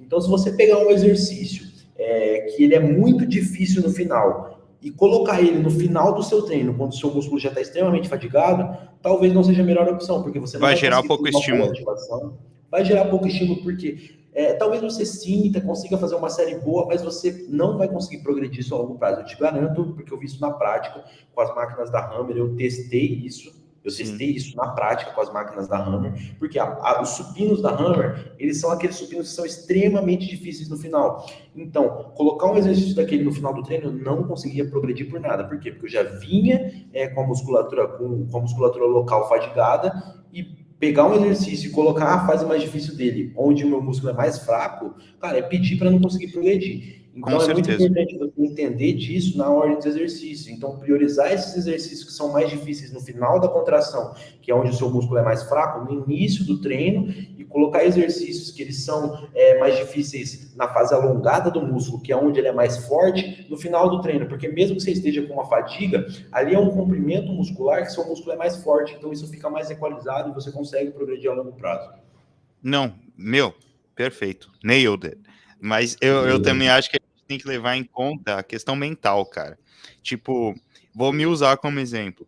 Eu treino de manhã logo cedinho em jejum, então eu acordo e vou para academia. Cara, eu não tô preparado para que o meu primeiro exercício da sessão seja um stiff ou um hack. Eu preciso ter algo antes dele para me colocar nesse flow do treino, entendeu? Para eu entender que eu tô treinando para chegar nas séries dos exercícios compostos principais da sessão, eu tá mais preparado psicologicamente, mentalmente, né? Aí eu faço uma ordenação dos exercícios de uma maneira estratégica. Tipo, vou fazer o hack como exercício principal da sessão. Quais exercícios eu posso colocar antes do hack que podem melhorar a minha performance no hack ao invés de piorá-la, né? Então seriam os exercícios que eu não geraria estímulo para o meu quadríceps e menos estímulo ali para o meu glúteo e que poderiam me ajudar em termos de mobilidade, por exemplo. Aí eu coloco a mesa flexora, que eu vou ter a flexão e extensão de joelho ali sem utilizar os quadríceps, então já vou aquecer o meu posterior de coxa, já vou aquecer a minha cabeça e já vou preparar a minha articulação do joelho. Aí depois eu coloco a cadeira adutora, que vai me ajudar ali a questão de mobilidade de quadril, que a gente sabe que é extremamente importante no fundo de um agachamento, de um leg press. Então, já vou preparar o meu quadril para esses movimentos compostos e também já vou trabalhar os meus adutores, que são musculaturas estabilizadoras, né, da região da pelve ali no fundo do agachamento também. Então, a ordem dos exercícios também tem que ser estruturada de uma maneira específica para o indivíduo. Se o cara, às vezes, ele tem uma lesão no joelho, aí ele vai fazer o hack e dói bastante o joelho dele. Talvez você pré-fadigar ele seja uma pré-fadigar o seu quadríceps numa cadeira extensora, seja uma estratégia interessante para você diminuir a quantidade de carga que você precisa utilizar nas séries subsequentes para gerar um estímulo. Então, tem que ser considerado também a especificidade de cada pessoa, né? Eu gosto muito, inclusive eu vou citar um cenário que aconteceu com um cliente meu. Esse cliente, ele tem um quadríceps dele muito forte, visualmente falando, é um ponto extremamente forte do físico dele, e ele é muito, muito, muito forte nos agachamentos, nas variações de agachamento. Então, o que, que eu gosto de fazer? Como que eu gosto de manipular a ordem dos exercícios? Eu, obviamente, vou colocar o que é prioridade para ele, que é posterior e glúteo no início do treino, para otimizar o estímulo. E quando ele for fazer os exercícios de quadríceps, eu sempre vou colocar para ele fazer uma extensora, por exemplo, antes do agachamento. Por quê? Perfeito. Porque é muito útil para o que você falou, por exemplo, aquecer e tal, mas ali aquele ponto ele já vai estar aquecido, mas principalmente porque a questão da pré-fadiga. Então, ele fazendo uma extensora antes do agachamento, ou agachamento antes da extensora, no final das contas, não vai mudar nada na hipertrofia do quadríceps dele, tendo em vista que se ele leva próximo da falha e progride a longo prazo, no final das contas a hipertrofia vai ser similar. Mas isso vai mudar a percepção de esforço. Então, se ele faz, por exemplo, uma extensora, ele vai ser obrigado a reduzir um pouco da sobrecarga no quadríceps, ele vai ser obrigado não, mas ele já vai estar com uma certa fadiga acumulada do treino e da extensora, então ele não vai conseguir se puxar o tanto que ele conseguiria se eu colocasse, por exemplo, o hack como o primeiro exercício do treino. Sim. Isso vai ajudar, por quê? Porque é uma forma de você controlar a fadiga. A ordem dos exercícios também dá para você controlar a fadiga dessa forma. Não, com certeza. E também tem a questão de sobreposição de força. Então, tipo, vamos utilizar o agachamento como exemplo, né? Se o cara ele entra num agachamento com o quadríceps já pré-fadigado, de alguma forma ele tem que produzir força para executar o movimento. Como que seu corpo vai fazer isso? Ele vai utilizar as outras musculaturas para que você consiga executar o resto do movimento, que são justamente quais? O glúteo, o adutor do cara, que são os pontos fracos. Então, talvez você pré-fadigar uma musculatura permita com que, subsequentemente no treino, você extraia mais das outras musculaturas alvo, com um grau de estímulo um pouquinho mais interessante, entendeu? Que Isso é perfeito. você consegue extrair mais do exercício de acordo com a musculatura que é o seu ponto fraco, entendeu? Porque se o cara tem o quadríceps muito forte e tu coloca ele, o agachamento como primeiro exercício da sessão, ele vai gerar muito estímulo e muita fadiga vai ser acumulada por conta do ponto forte dele já, entendeu? Então você Exato. colocar isso mais para o fim do treino é mais interessante para esse indivíduo em si. Exatamente, é como você falou. O nosso corpo, a partir do momento que ele vê que tá difícil dele solicitar, porque o que acontece, mano? Quando a gente tá fazendo exercício, é o nosso sistema nervoso central que vai mandar comando para a musculatura ser ativada. Mas se por algum motivo aquela musculatura tá fadigada, cara, o seu corpo, ele não é burro, ele sempre É, tá nesse estado de alerta. Então, se tem alguma sobrecarga querendo, por exemplo, causar algum dano a ele vai solicitar do que der para levantar aquela sobrecarga. Então, por exemplo, já vi muito em agachamento livre, por exemplo, o quadríceps falhar, o que acontece? Você começa a usar a lombar. Por quê? Porque seu corpo quer levantar aquela carga de qualquer forma. E isso da pré-exaustão, entre aspas, é excelente, porque, por exemplo, você vai lá, você fadiga a musculatura, que o cara é forte, a hora que ele precisar levantar aquela sobrecarga, aquela musculatura vai ter fadigada, mas o corpo vai querer levantar de qualquer forma, e você vai ter uma ativação melhor das musculaturas que não trabalhariam tanto se aquela principal tivesse sem fadiga, né? não, perfeito. Eu acho que a ordem dos exercícios ela é tão importante quanto a seleção dos exercícios, cara, sendo bem Concordo sincero. totalmente. Não é uma coisa assim que é irrelevante, não ache que, porra, só porque tal máquina tá ocupada, eu vou fazer o próximo exercício aqui, porque o meu treinador montou um negócio que pouco importa a ordem do exercício. Se o seu treinador entende de treino mesmo, pode ter certeza que ele levou em conta a ordenação dos exercícios na montagem do seu treino e ele vai te instruir de acordo, certo? Caso o equipamento esteja ocupado, é melhor você procurar uma outra alternativa, um substituto para esse exercício, do que você simplesmente pular para o próximo exercício, porque isso daí pode ferrar a sua sessão completa. E dentro disso aí, eu acho que a gente já pode ir para o próximo tópico, que é o controle de progressão durante cada sessão, bloco de treinamento e tudo, tipo, como que você faz esse controle? Você mencionou que você tem uma planilha ali na qual o seu aluno ele anota o peso e o número de repetições, mas assim, qual é a praticidade disso no dia a dia? Como que o cara ele vai utilizar essa planilha aí para ele conseguir mensurar se ele está progredindo ou não na academia? Legal. Cara, eu costumo falar que para a gente ter hipertrofia, vamos começar contextualizando. Então, para a gente ter hipertrofia, a gente precisa estar impondo uma sobrecarga a longo prazo do nosso músculo. Ele precisa entender que ele está recebendo um estímulo novo de forma progressiva e conforme ele vai recebendo esse estímulo novo de forma progressiva, ele vai necessitando de adaptação para poder cada vez mais dar conta desse estímulo. Por isso que é tão importante a gente estar em progressão de carga constante. E quando a gente fala progressão de carga, não é só progressão de peso. Sobrecarga no treinamento está ligada a série, repetição e peso, carga. Então, cara, a progressão de sobrecarga envolve essas três variáveis. Então, é muito importante, independente da forma que você faça isso, essas três variáveis estarem em progresso, ok? Ok, isso é fato, isso é o contexto de tudo.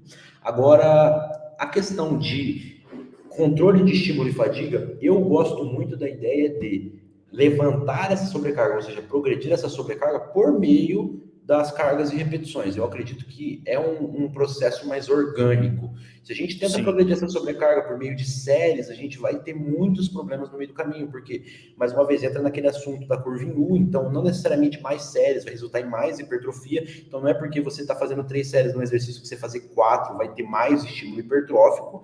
Mais uma vez, entra naquilo que eu falei também, de que essa série adicional vai ter sempre menos estímulo que a anterior, então será que vale a pena você adicionar mais uma série que vai ser menos estimulante ou você melhorar a qualidade daquelas séries anteriores que estão tendo mais estímulo?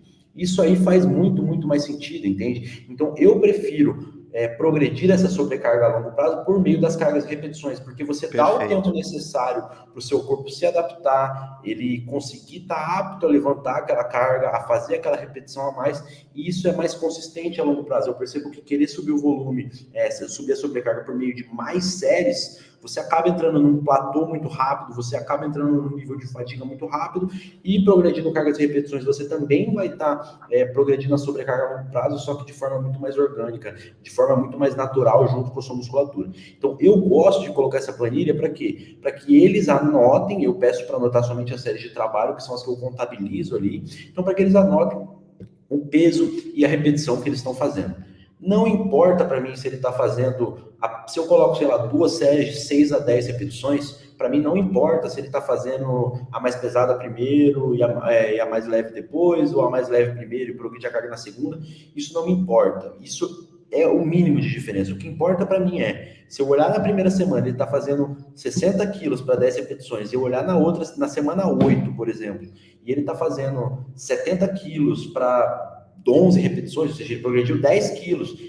Isso é hipotético, é difícil progredir 10 quilos em 8 semanas, mas enfim, é hipotético. Ele progrediu 10 quilos e progrediu uma repetição, independente do que ele fez naquele meio do caminho, ele progrediu, e é isso que vai importar no final das contas. Então, eu gosto de mensurar dessa forma. É muito importante, cara, independente da forma que você esteja progredindo. Então, muitos me perguntam, você sobe a carga quando você bate qual repetição? Você faz primeiro, se você fez 15 na primeira, você tem que fazer quanto na segunda? Tipo, mano, isso é uma conversa que, se a gente for entrar em todas as possibilidades de variáveis, a gente vai ficar muito preso numa coisa que não é o mais importante. O mais importante cara, se eu coloquei 6 a 10, você tá fazendo 10 bem, pode subir a carga.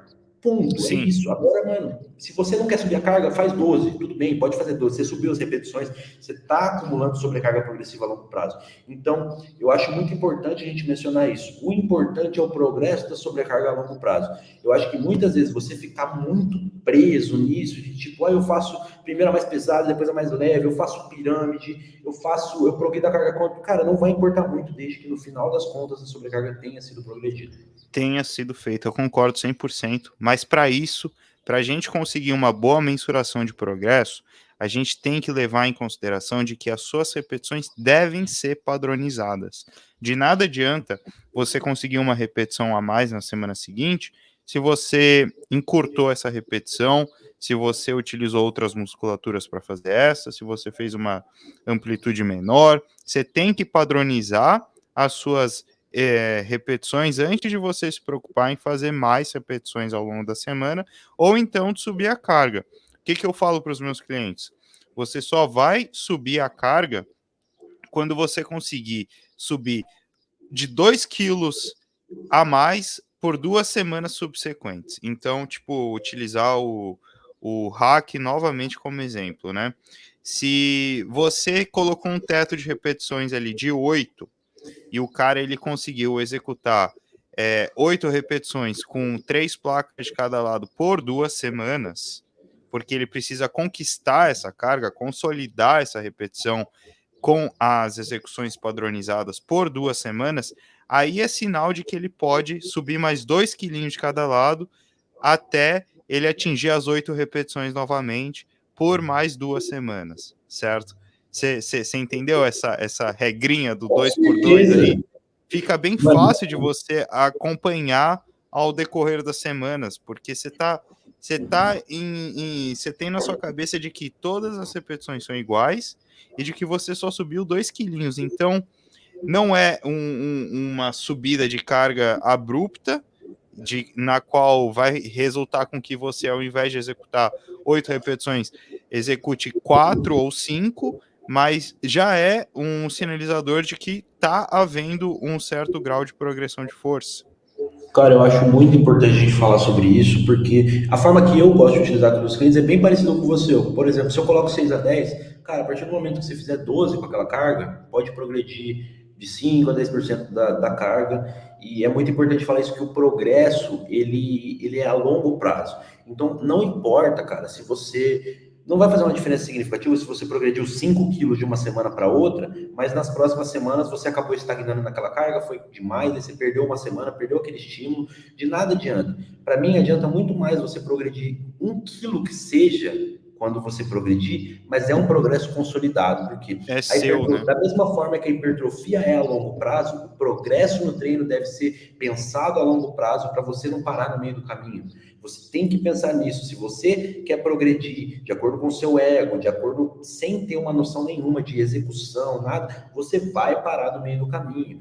Então, cara, é muito importante entender isso. O progresso ele é lento e tem alguns exercícios que o progresso vai ser mais lento ainda. Então, É, cara, não espere você progredir o que você progride numa remada com o peito apoiado, progredir da mesma forma numa rosca Scott. Não imagina que isso vai acontecer. Isso pelo sim, simples fato de que, cara, uma rosca Scott, ela é um exercício uniarticular. Então você depende somente de uma musculatura se adaptar para você fazer, completar aquele movimento. Agora, em costas, cara, tem tantas musculaturas nas suas costas que fazem a mesma movimentação que é muito, muito fácil você... Fácil, mas mais fácil comparado com uma rosca Scott. sim, Então, sim, cara, por exemplo, na elevação lateral, cara, vai demorar meses para você estar apto a subir carga. Por quê? Porque se o sim. progresso fosse linear dessa forma, o cara que treina há 30 anos, ele ia estar levantando 50 quilos na elevação lateral. Isso não acontece, cara. Por que não acontece? Porque é simples, cara. O progresso, ele é a longuíssimo prazo, inclusive em alguns exercícios. Não adianta Sim, você imaginar que o progresso... E outra, é normal, muitas vezes, você não progredir de um treino para o outro. O ideal, como eu falo, é sempre a longo prazo. Então, um cliente chega para mim e fala, cara, eu não consegui progredir nesse treino. Eu falo, cara, tá tudo bem, porque o importante para mim não é você progredir de um treino para o outro. O importante para mim é o quanto você progrediu a longo prazo. Porque é isso que vai sim. trazer a resposta hipertrófica. Você não cresce o seu músculo de uma semana para outra. E você não É, vai ter uma resposta hipertrófica significativa de uma semana para outra. Então, é muito mais importante para mim o que aconteceu ao longo de 8 semanas do que de uma semana para outra. Muita coisa pode impactar o progresso do seu treino. Cara, você ter se hidratado menos pode impactar o progresso do seu treino. Você ter dormido menos, você está mais estressado naquele dia. Tem tanta variável externa que pode afetar o seu progresso que não tem cara, como levar perfeito. em consideração de uma semana para outra, entendeu? Não, cara, você fez exatamente a transição que eu estava pensando em fazer para o próximo tópico, que é autorregulação e controle de fadiga. Eu ia falar justamente isso daí, mas o ponto principal que a gente tem que levar em conta é o logbook, ele pode tanto ser o seu maior aliado quanto o seu maior inimigo. Se você achar que o logbook ele é a única forma de você mensurar o seu progresso, é, em termos de visualidade, ali você tá vendo o númerozinho ali subindo ao decorrer da semana, você vai cair nesse espectro de acabar se enganando ao decorrer do tempo e encontrando formas de você bater as metas do logbook, entendeu? Seja ela piorando o seu padrão de execução ou então sacrificando o tempo de cada repetição, tentando facilitar o seu trabalho em prol da carga, em prol desse falso progresso na questão de números, né? Isso daí vai tudo gerar estresse, fadiga, e vai fazer com que você deixe de progredir, sendo que, sejamos sinceros, o progresso que mais importa é o visual, é você ali se olhar no espelho e tá vendo mudança. Afinal, você está treinando para quê? Para hipertrofia, certo? Então, é esse que tem que ser o seu objetivo. Você tem que usar a sua racionalidade no espelho também. Não é só ali no logbook você tentando bater meta, né? Isso daí, Os... isso daí entra nesse tópico aí de autorregulação e controle de fadiga. Como que você faz isso com seus clientes? Você chega a pedir alguma forma de feedback? Como que tá aí a sua recuperação, o seu nível de estresse, seu sono? Cara, eu costumo falar que o controle de fadiga ele é uma das variáveis mais importantes do treinamento, mais importantes.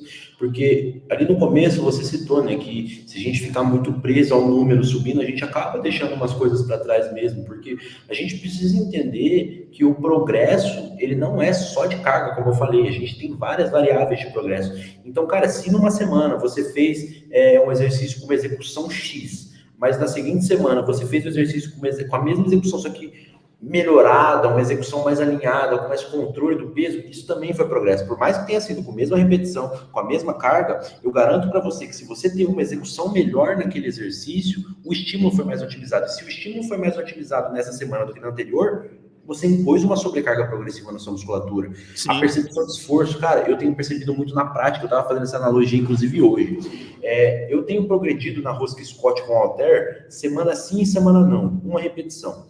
E o que eu percebi? Eu percebi que em uma semana o que progride é a minha percepção de esforço. Então, por exemplo, semana passada eu progredi para 10 repetições com uma carga X.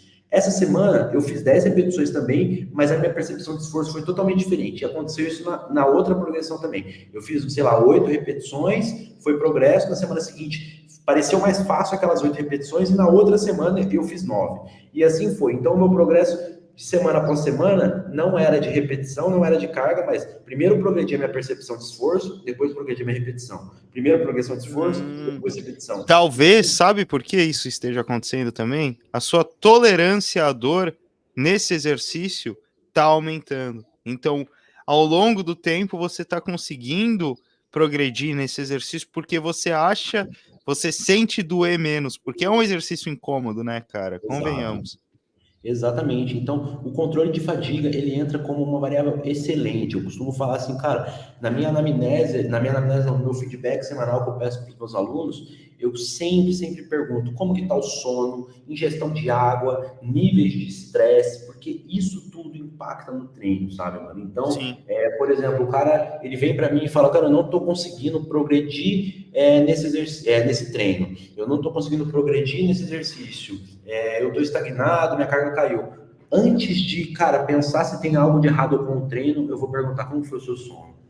Como que tá a sua hidratação? E é balela, cara, é fichinha. Sempre, 98% das vezes é um fator externo que está impactando o treino. É um Sim. fator externo que gera fadiga que está impactando o treino. 98% das vezes o problema não está no treino, e sim nos fatores externos. O estresse, a noite de sono que você dormiu a menos, a refeição que você perdeu no dia anterior, tudo isso vai impactar no seu progresso de treino. Então, eu gosto, e eu costumo falar, que o volume, na minha opinião, ele é manipulável de acordo com a fadiga. Porque se a gente for parar para pensar, vão ter cenários diferentes, principalmente no bodybuilding. Então, quando a gente está em off-season, nossa capacidade de recuperação está aumentada, a nossa capacidade de performance, estabilização, então a gente está mais pesado, nossa estabilização fica melhor, nossa força aumenta, nossa energia é maior, então a nossa tolerabilidade para um volume de treino X é muito maior. Num cutting, cara, quando você está com menos energia disponível, você está mais leve, então sua estabilização diminui, consequentemente sua força diminui, tudo isso tem que ser manipulável. Então, eu sempre vou ajustar o volume, não buscando progredir séries para aumentar a sobrecarga a longo prazo. Eu vou ajustar o volume para sempre estar no sweet spot, onde a pessoa consegue se recuperar e progredir a longo prazo. Só que esse sweet spot vai depender do nível de fadiga que ela está. Então, por exemplo, eu não preciso nem falar que ela está no cut. Então, se eu tenho um aluno que, cara, ele tem um trabalho braçal muito grande, então ele trabalha com algo, ele é pedreiro, sei lá, ele trabalha levantando coisa o dia todo, ele anda o dia todo, então esse cara, ele vai gerar uma fadiga muito maior. Então eu tenho que manipular o volume de treino dele baseado no grau de fadiga que ele gera externamente. Então, Sim. por exemplo, um cara que está em cutting, um cara que está em cut, um cara que está em off, como eu falei, ele tolera volumes diferentes. Então, eu vou sempre ajustar o meu treino de acordo com a fadiga. Isso pode mudar de semana para semana. Então, o cara me manda uma semana um feedback, cara, essa semana tá difícil, tá muito pegado lá no trabalho, por exemplo, esse cliente aí que é pedreiro, tá muito pegado no trabalho, essa semana a gente tá numa obra. Cara, vamos ajustar o seu volume aqui, ó. Como você tá numa obra agora, você tá demandando mais o seu corpo para outras coisas, sua capacidade de recuperação dentro daquele treinamento vai diminuir. Então, o que a gente pode fazer? Vamos dar uma reduzida no volume para ficar dentro da sua capacidade de recuperação atual e depois a gente vai ajustando. Então, eu estou sempre, frequentemente, ajustando o volume dos meus clientes de acordo com o feedback de fadiga deles, para sempre estar equalizado, fadiga e estímulo. A partir do momento que um desses está desbalanceado, a gente vai parar no meio do caminho, a gente vai encontrar problemas, então é muito importante balancear tudo isso. Cara, perfeito. Você já até cobriu basicamente o próximo tópico, que seria a periodização. Que seria a periodização, porque, assim, para mim, quando o assunto é treinamento para hipertrofia, a periodização ela deve ser feita de acordo com a rotina do cara, porque o objetivo primário é visual, é hipertrofia, não tá visando um dia específico para o cara ele ter uma performance em tal treino, em tal lift, ou então, tipo, o cara é corredor, então eu vou ter que periodizar o treino de musculação dele de acordo com a data da corrida.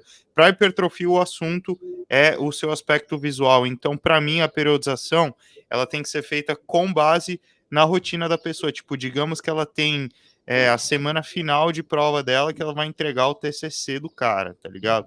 Você não vai colocar um outro fator super estressante na vida da pessoa nessa semana. Você quer que o único estresse que ela de fato tenha que se preocupar é com a prova, é com o TCC, porque o seu treino, se ele for extremamente fadigante, isso tudo aí vai acumular estresse no seu corpo e muito provavelmente sua cognição vai ser afetada, então a sua performance na entrega do TCC vai ser afetado, por exemplo. Ou então o cara, porra, ele vai de férias com a família viajar. Você não vai colocar ali uma semana com uma intensidade super alta no treino, sendo que o cara vai estar viajando, pô. Óbvio, se a paixão do cara for treinar, ele vai continuar treinando, mas caso contrário, é aí que entra essa questão de periodização para você entender a rotina do cliente e montar a estrutura do treino com base nisso. Aí o cutting, o bulking também, porra, o déficit calórico é um outro fator estressante, então você não quer periodizar uma intensidade extremamente alta com volume alto numa fase final de preparação, entendeu? Você trabalha como eu antigamente, confesso que eu trabalhava com aquela mentalidade de periodização ondulatória, né? Você tem a semana de deload, a semana de choque, aí a semana de volume, mas, cara, eu acho que isso daí é você dar um tiro no escuro e já tá pressupondo como que vai ser a recuperação do cara, a performance do cara. Como que você faz aí? Então, cara, eu acho que a periodização para hipertrofia ela muda muito, porque o conceito de periodização, se a gente parar para estudar um pouco a história disso, o conceito de periodização vem de esportes olímpicos, vem dos levantamentos de força. Então, como você falou, a periodização levada ao pé da letra, onde você periodiza o longuíssimo prazo, se você for olhar uma periodização de levantamento olímpico, cara, tem periodização de 4 anos, onde os caras sabem o que eles vão fazer até a próxima Olimpíada.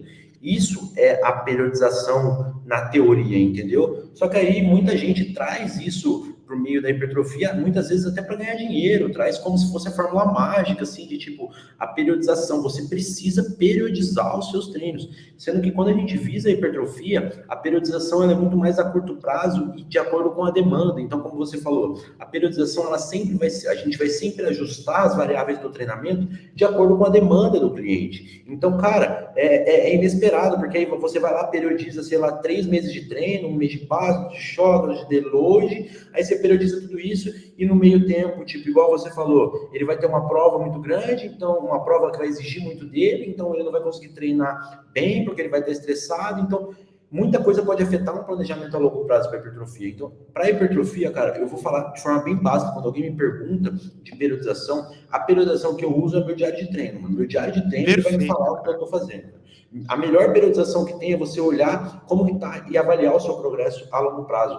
Se você está progredindo semana após semana, chega num momento, mano, a progressão não está no mesmo nível. Alguma coisa está acontecendo. É aí que você vai analisar todos os fatores externos. Pô, mano, mas a progressão parou aqui, mas eu lembrei que na semana passada eu tive alguns problemas ali de rotina e tal, eu acabei perdendo umas refeições, ou eu tô precisando estudar muito, então minha noite de sono diminuiu em relação a essas noites anteriores. Então a gente olha para os fatores externos e entende, ó, nesse momento a minha capacidade de recuperação já não está igual estava antes, então eu preciso mudar alguma coisa. Então o logbook, o diário de treino, ele vai o que? Ele vai nos dizer e vai nos direcionar para essa periodização, ele vai nos dizer o que a gente tem que fazer.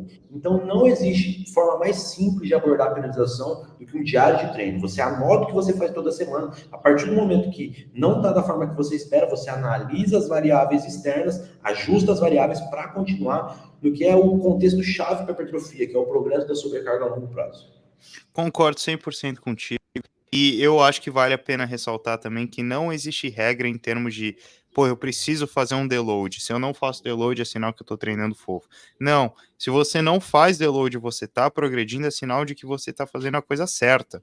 Porque pensa comigo, o deload é sinal de que você gerou um estímulo relativamente alto, mas que gerou muita fadiga que você não consegue se recuperar, Balanceou. desbalanceou, você está fazendo um treino que não está bem estruturado, por conta disso você precisa tirar uma semana off aí. O deload não é regra, você só precisa fazer deload se você fez merda, na minha opinião, e de nada adianta você fazer o deload e depois voltar para o volume de treino, voltar para o mesmo tipo de treino que você estava fazendo antes, porque senão você vai cair nesse ciclo infinito aí de treina, treina, treina, não recupera, faz deload, e se você tem tudo controladinho ali, teoricamente tu não precisa de um deload. Como que Porque, você faz com termo de deload aí? cara, eu acho que o deload, assim, ele não deve ser pré-programado. Eu acho que se a pessoa está aguentando ali, principalmente iniciantes aguentam anos sem deload, anos, tá? Anos, se o treino for programado de forma correta. Eu acho que o deload ele vai entrar muito mais a depender dos fatores externos, como eu te falei, principalmente em preparação.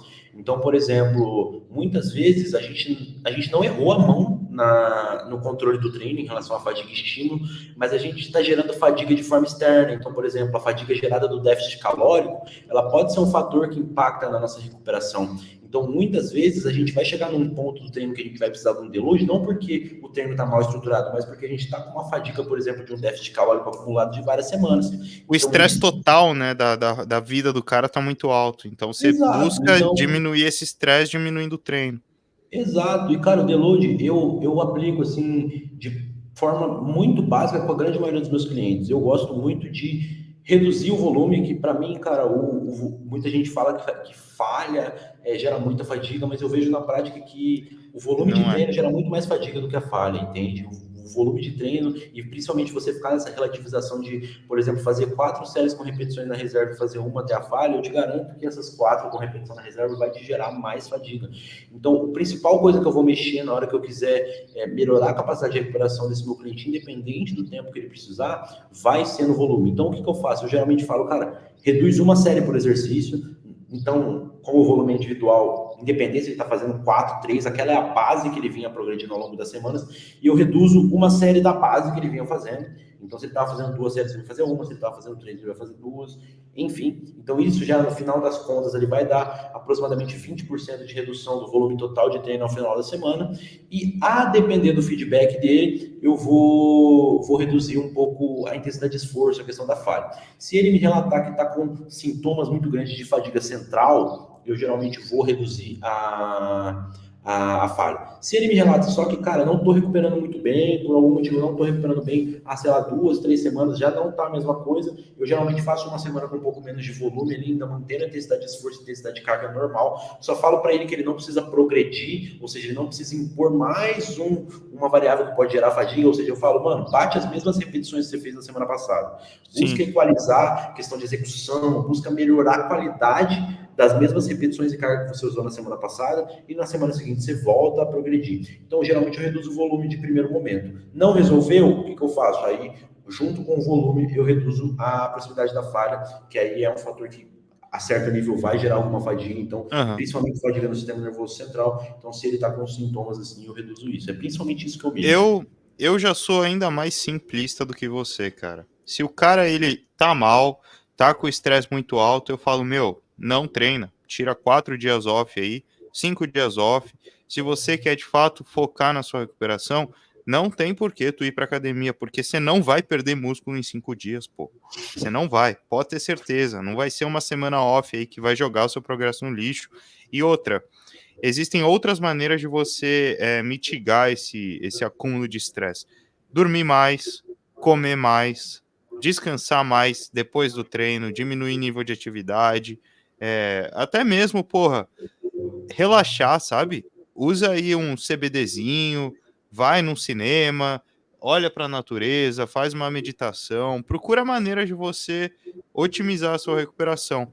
Mas para mim, deload, quando for necessário mesmo, é uma semana off, ou então quando o cara ama treinar mesmo, eu faço justamente o Isso. que tu falou, quando tipo o treino faz parte da rotina da pessoa, eu faço o que você falou, diminui bem o volume, não tiro a mão na intensidade, talvez eu tire alguns exercícios da sessão, falou, ó, nem precisa fazer o stiff essa semana, faz só a mesa, a cadeira flexora, vamos tirar o composto que vai gerar um nível de fadiga muito alto, vamos só para academia, mexer o corpo, faz um cardio leve, não precisa fazer o HIIT que você está fazendo, entendeu?